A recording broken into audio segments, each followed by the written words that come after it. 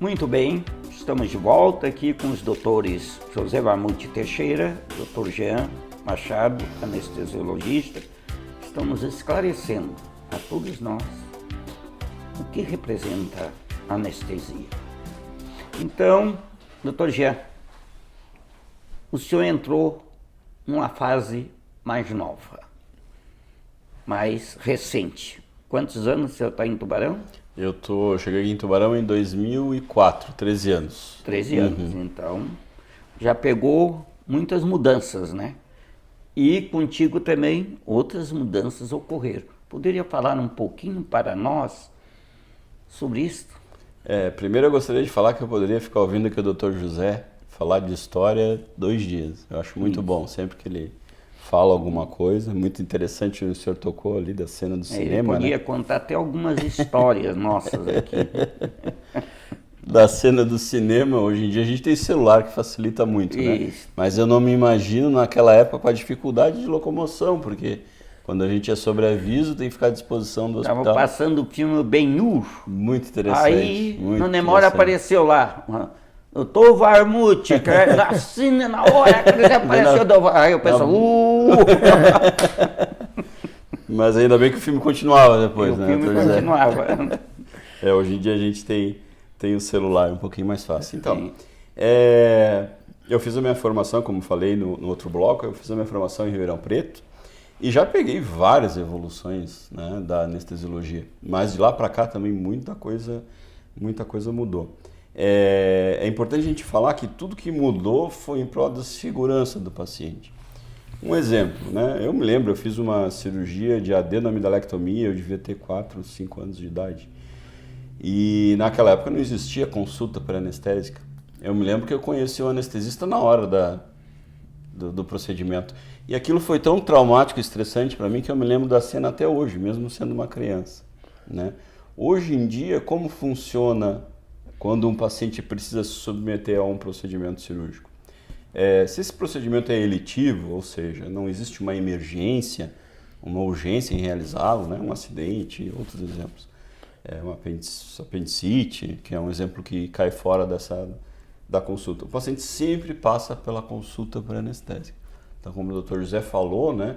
Hoje nós somos uma equipe de 17 anestesistas, fora os médicos residentes. O que são médicos residentes?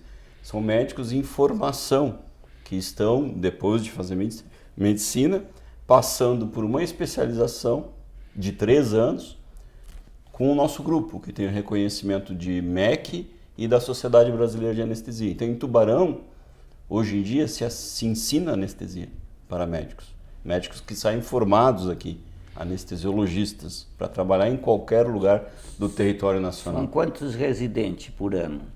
Entram 3 residentes por ano. Então nós temos 9, um plantel de 9 residentes, né? Então, em relação a essa evolução, eu acho que o mais importante foi isso aí. E mesmo... interrompendo um pouquinho, tu falaste uma coisa importante, que antes não existia, a consulta. Em que consiste essa consulta? Como a anestesiologia evoluiu muito, né, e como a gente falou, né, no passado existia um grande risco anestésico, realmente existia. Tanto é que se tem medo da anestesia até hoje, porque sempre se dizia, não resistiu à anestesia. Hoje em dia, com a evolução, estatisticamente é mais fácil a pessoa sofrer um acidente ao elevador não estar no andar correto, a pessoa abrir a porta e cair no poço do elevador, do que uma desventura com a anestesia. Hoje em dia os riscos estão inerentes ao paciente. O que no passado não se admitia, por exemplo, um idoso fazer um procedimento sob anestesia. Já se falava para a família, olha, não vai resistir, não vamos nem tentar. Dali se passava, esperava a morte daquele familiar. Esses dias eu anestesiei uma senhora de 106 anos. Está muito bem, obrigado, dando risada. Então, para uma cirurgia do quadril. No passado, isso aí era impensável praticamente, né? O risco era muito grande.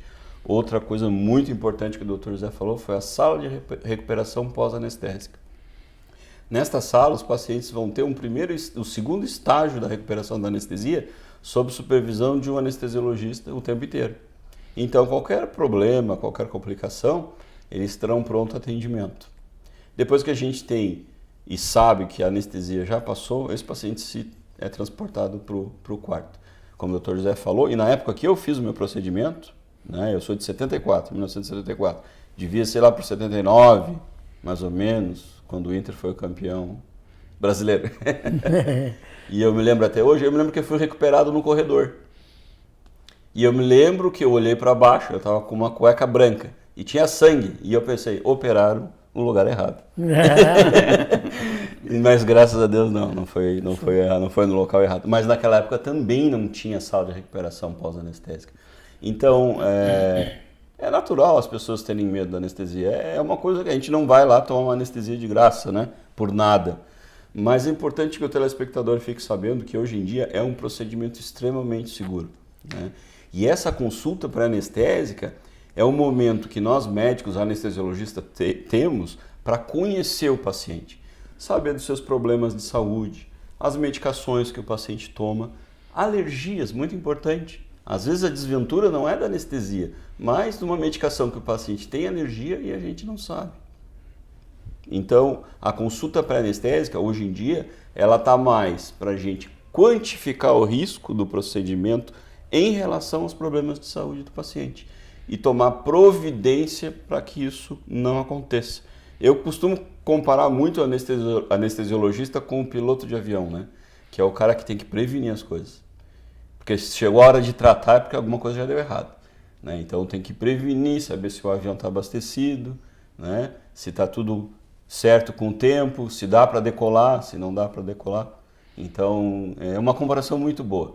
Prevenção. E é isso que a consulta faz hoje em dia. É claro, a gente poderia falar muito mais aqui sobre os novos anestésicos, as monitorizações novas, né? Isto, dos equipamentos hoje à disposição dos anestesiologistas. Para o senhor ter evoluiu ideia, muito. Evoluíram muito. Assim, porque no tempo do Dr. Vamuti, o senhor tinha praticamente a máscara de ventilação, né? Hoje dispomos de outros recursos, né? Muito importantes. Muito importantes, né? Não é mesmo? Doutor Mário. Para garantir o que a gente chama a via aérea, né? Isso. E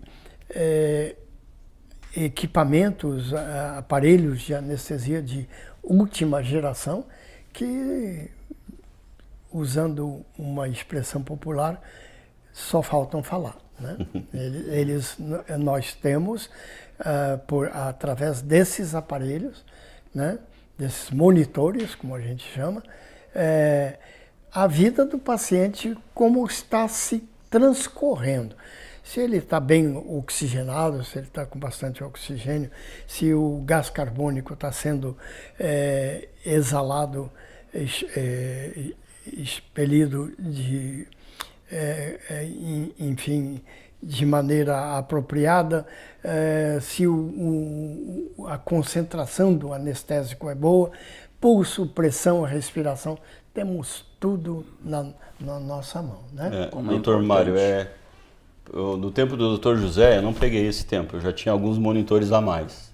Hoje em dia, em 14 anos já... O José tinha que abrir ali o utilizando do oxigênio e... O que a gente tinha? O Dr. José, como monitor, era um estetoscópio precordial. Era o monitor que existia na época. E a pressão não invasiva. Aquela mesma pressão que a gente tira ali em casa, no postinho, né, com o aparelho. E não era nem automática, manual. Hoje em dia, como o Dr. José falou, é lei. Não pode fazer anestesia sem. O Conselho Federal de Medicina não deixa que isso aconteça.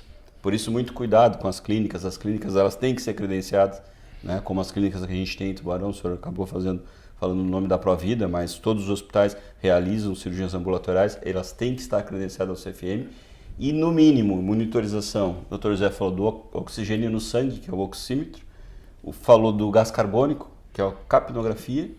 E cardioscopia, para esses procedimentos. Cardioscopia o que é? É o eletro, que faz lá no consultório, no posto de saúde, só que esse está lá na televisão. E existem monitores bem mais avançados, de consciência transoperatória. Tem muitos pacientes que falam, eu tenho medo de ficar acordado durante a anestesia, porque eu já ouvi falar de casos assim. E é uma coisa que a gente tem que abordar mesmo.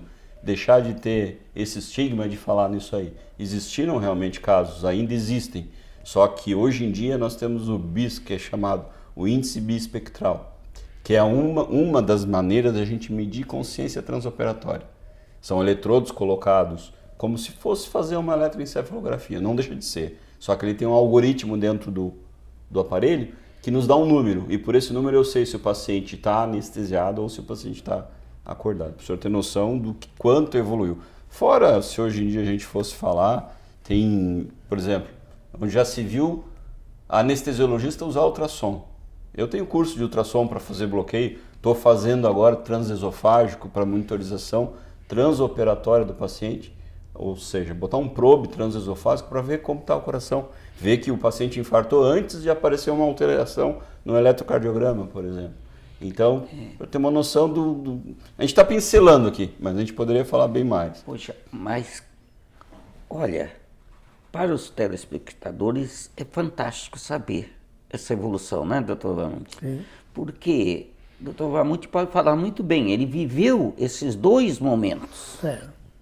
Na época que ele tinha um estetoscópio, praticamente uma máscara de ventilação, e para ver se estava anestesiado ele tinha que ir ali, olhar, ver, abrir a pálpebra, né? Sim. Era tudo isso, tinha que acompanhar. Os reflexos, como a gente chama, Isso.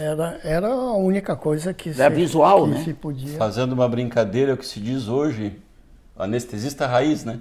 É. Naquela época não tinha muita coisa, o cara tinha que ser clínico na hora. Né? Era clínico, era visual, né? Palpável, era tudo o sentido. O sentido. E apenas um acontecimento, né? Ele não marcante, tinha ideia da saturação e oxigênio, tudo, né? Um acontecimento relacionado à consciência do paciente durante uma anestesia. Eu anestesiei faz muitos e muitos anos uma irmã de caridade que tinha um cargo importante aqui no Colégio São José, né? E depois fui visitá-la depois da cirurgia. Ela simplesmente disse para mim: Doutor José, eu senti tudo. Eu senti tudo, tá? Eu disse: não, eu acho que a senhora sonhou, não é possível. A anestesia foi feita como sempre é feita para as demais pessoas. Pois é, doutor José, mas o senhor não fez uma brincadeira com Ela lembrou. Com o doutor Léo, quando o Grêmio perdeu para Perdeu de novo, o né? Grenal. O senhor não fez uma brincadeira. Aí eu desmanchei, né? Agora os gremistas vão mudar o negativo. Isso hoje não pode acontecer, né? Isso. Mais uma coisa, uma curiosidade a respeito dessa coisa de anestesia geral ou bloqueio, né? Ou parcial, né? De condução, como disse o